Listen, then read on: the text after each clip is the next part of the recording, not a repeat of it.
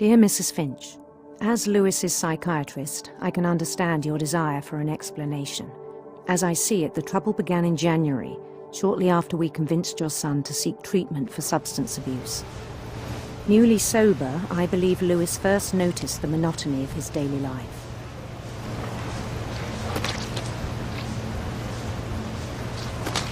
He kept working at the cannery, but he withdrew part of himself. In our sessions, I saw the same behavior. His mind began to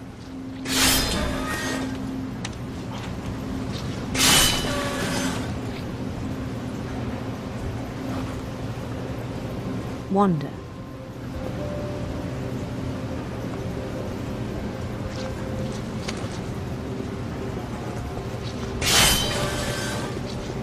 I asked him to describe it. He said he started small, imagining a labyrinth. He'd feel his way about.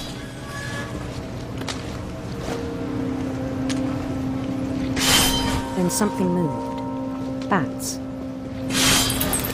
and toads.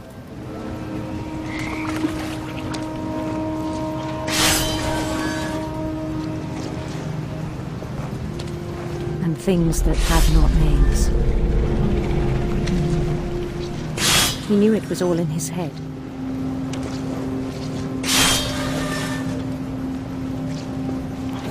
But he took it very seriously.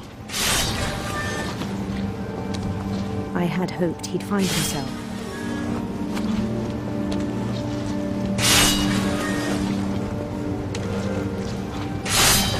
But he found something more.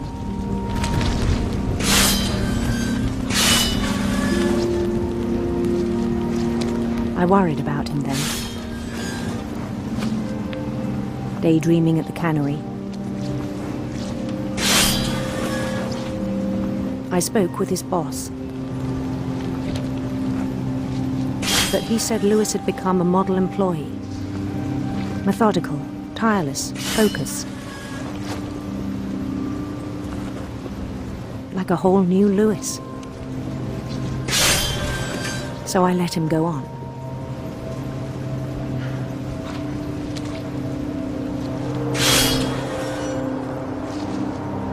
I even encouraged him.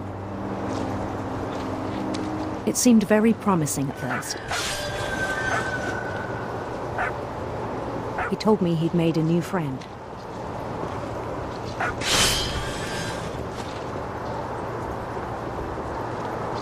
On the edge of a city he named Lewis+Topia.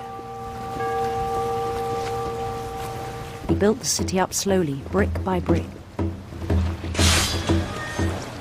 Then he made musicians.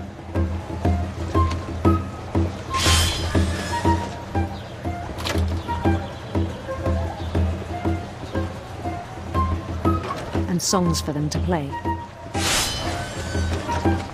He talked about starting a band. And he was always humming something. Every day his imagination grew stronger.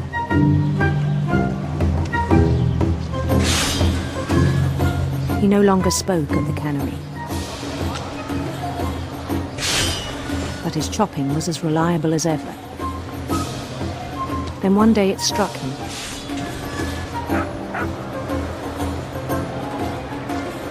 That all the cheering crowds, even the stones under his feet, were all in his imagination. So he could do whatever he wished.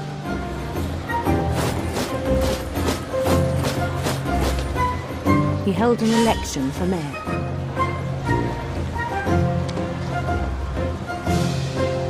And he won. They begged him to stay, but his mind was already wandering.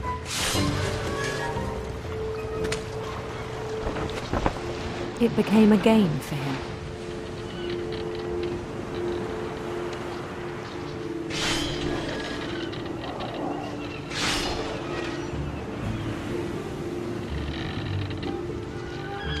He'd conquer a city, then immediately push on.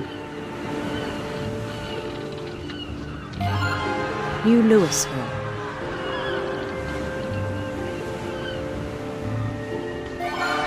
St. Louis.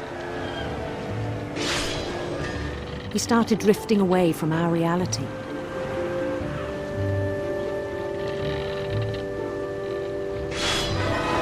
Minneapolis, until one day he forgot to go home from the cannery. Even as his mother pleaded with him, part of Lewis kept sailing on.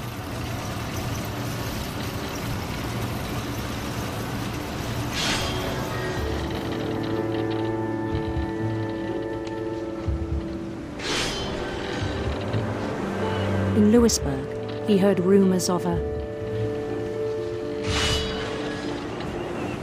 handsome queen.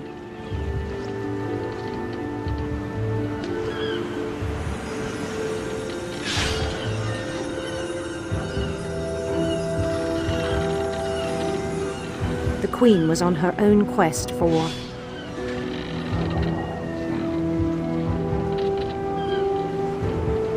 sinister serpents.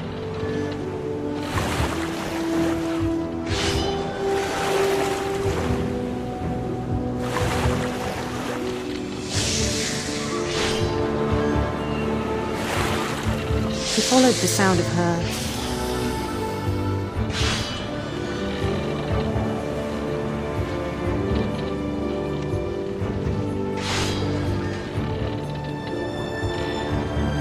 silver harp.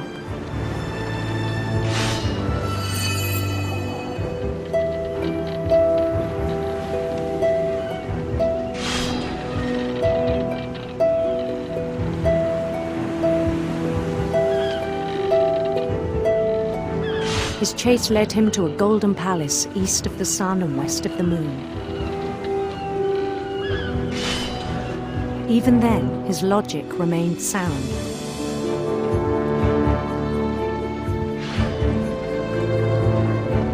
He knew the world was all in his imagination.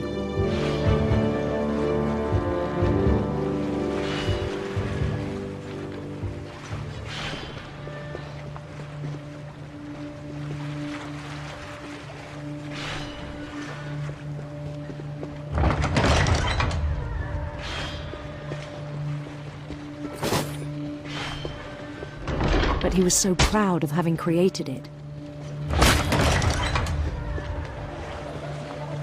In his own eyes, he'd become something greater than a king.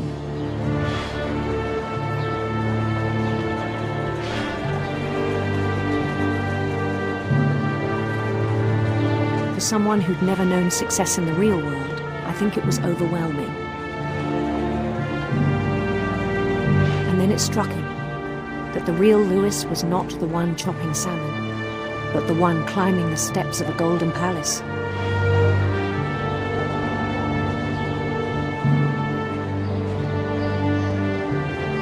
My imagination is as real as my body, he told me. It was hard to argue with him.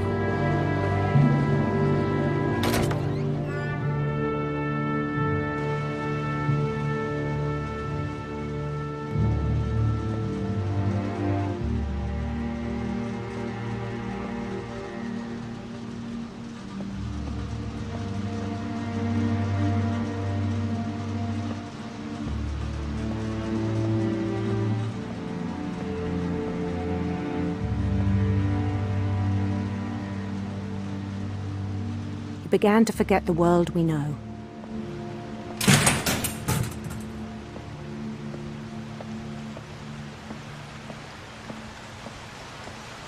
I think it pained him to remember Lewis, the cannery worker.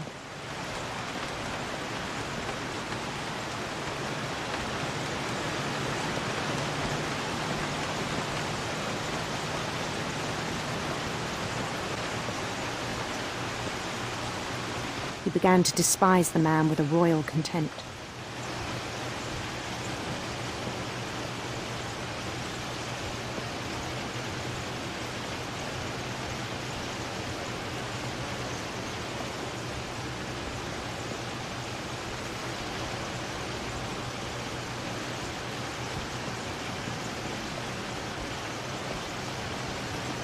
I still thought I could save him.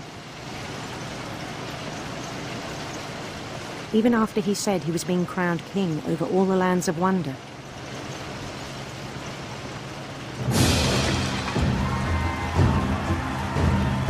The palace would be packed with his companions.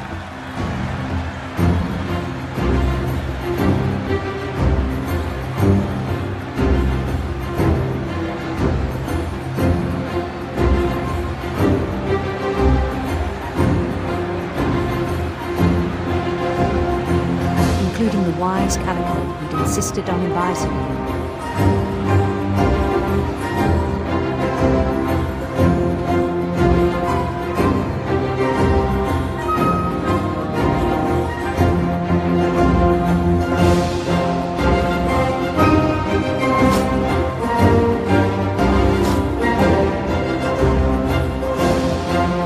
His queen waited, holding his crown.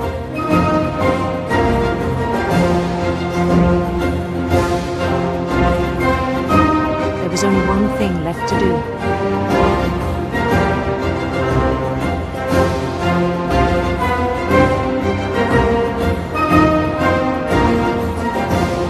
Bend down his head.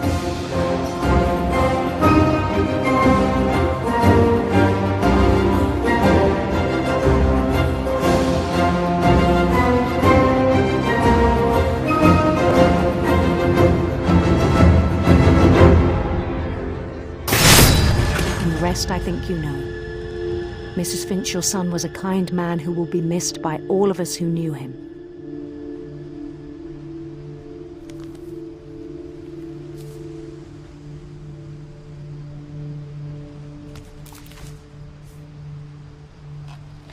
My brother was really cool. I wish you could have met him.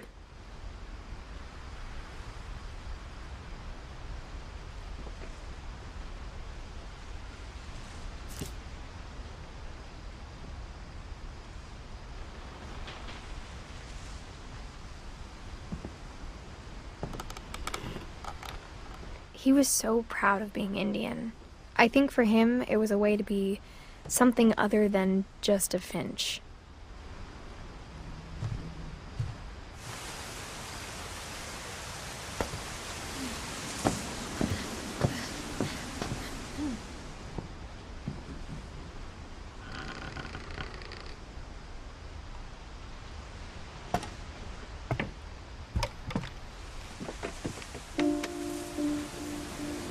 On the way back from Lewis's funeral, my mom told me to start packing. She waited until the day before we left to tell Edie. I'm not sure if she wanted to make it easier or harder.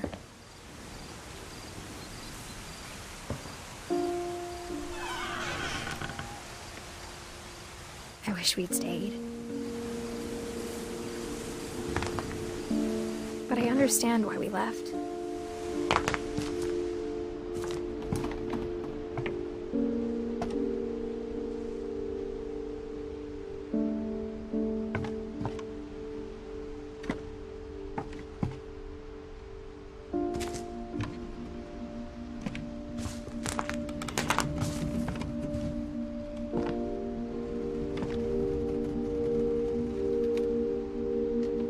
My mom ended up leaving everything behind.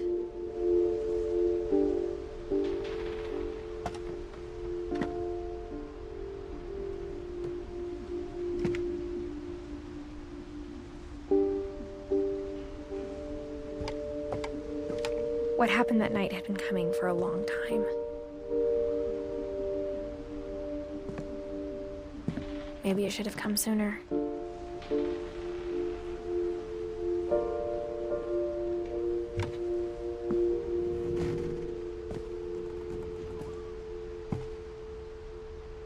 But it had to end one way or another. All that's left now is to tell you about that last night.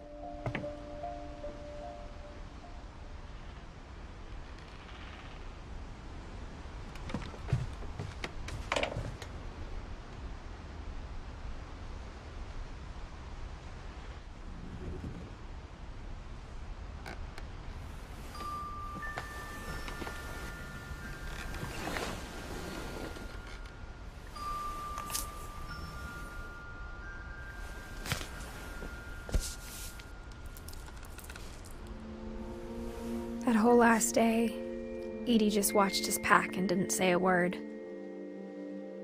Until supper, when she raised her glass and said, "To our final night together, and all our final nights apart." Grandma, you know what I said about alcohol. Some of your medications are very Edith, specific. I left a present for you in the hallway. Why don't you go open it? The grown-ups have to argue now. I'm sorry, you're right. We're all leaving tomorrow. Let's just enjoy our last... I'm not leaving. Edith, you're excused.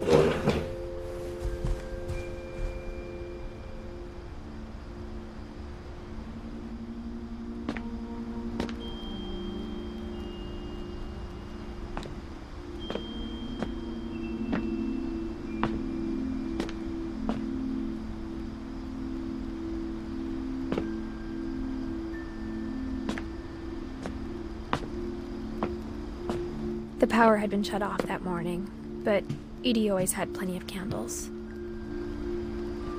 When my mom sealed the library, I don't think she knew about the other entrance. Or that Edie had a key to it.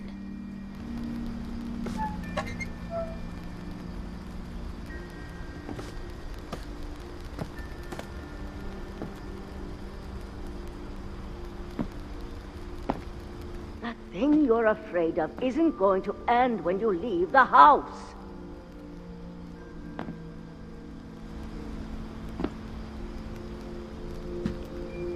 Edith has a right to know these stories. My children are dead because of your stories!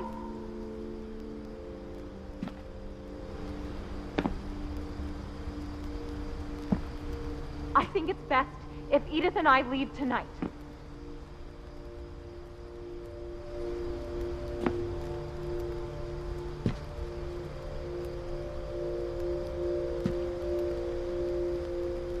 We'll have the nursing home send a van for you in the morning, okay?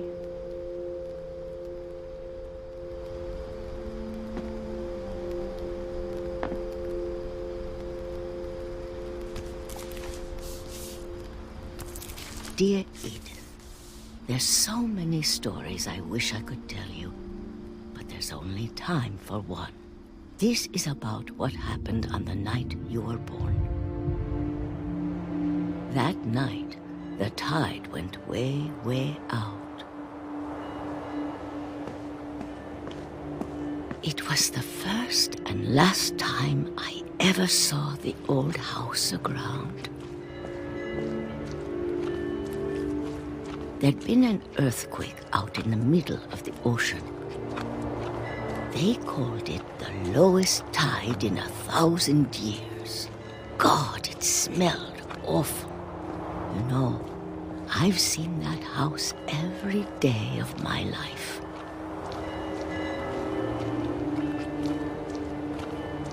But I never thought I'd go back to it. When the fog rolled in, I lost my way.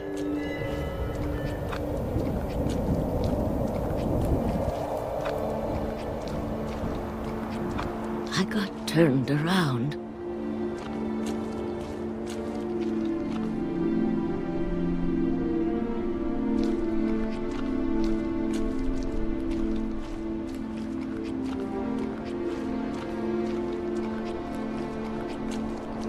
For a while, I wandered.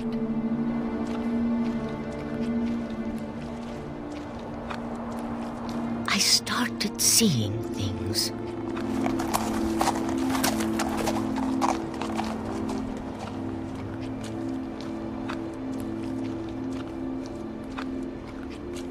Things I'd forgotten had ever existed.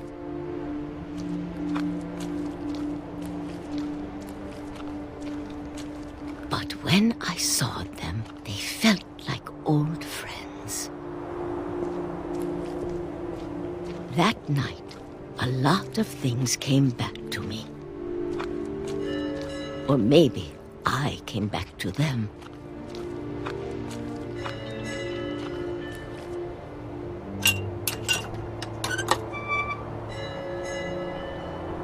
Things I can't explain, but that I need you to try and Edith, what are you doing in here? It's mine. Edith! Mom, you're gonna rip it! Let go! I kicked and screamed, but Mom dragged me to the car.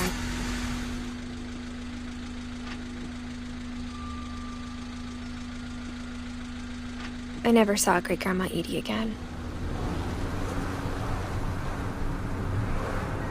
The next morning, the van came to pick her up, but she was already gone. After that, we moved around a lot.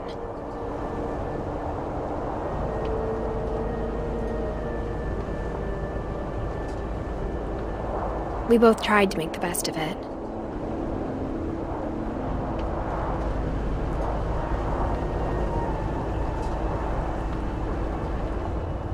A few years went by.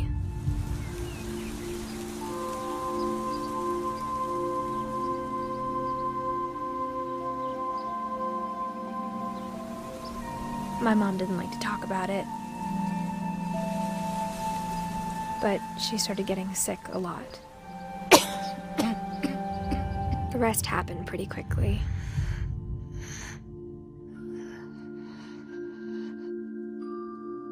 She got better for a while, and then she didn't.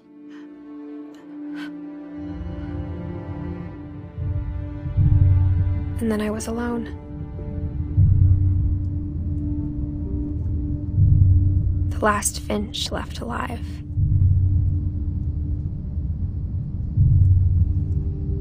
Until I found out about you. I'm still not sure what to tell you about all this. If we lived forever, maybe we'd have time to understand things. But as it is, I think the best we can do is try to open our eyes. And appreciate how strange and brief all of this is.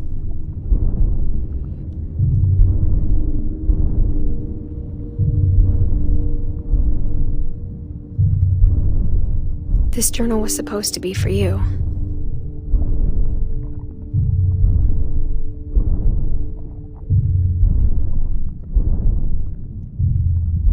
But now I hope you'll never see it. I just want to meet you and tell you all these stories myself. But I guess if you're reading this now, things didn't work out that way.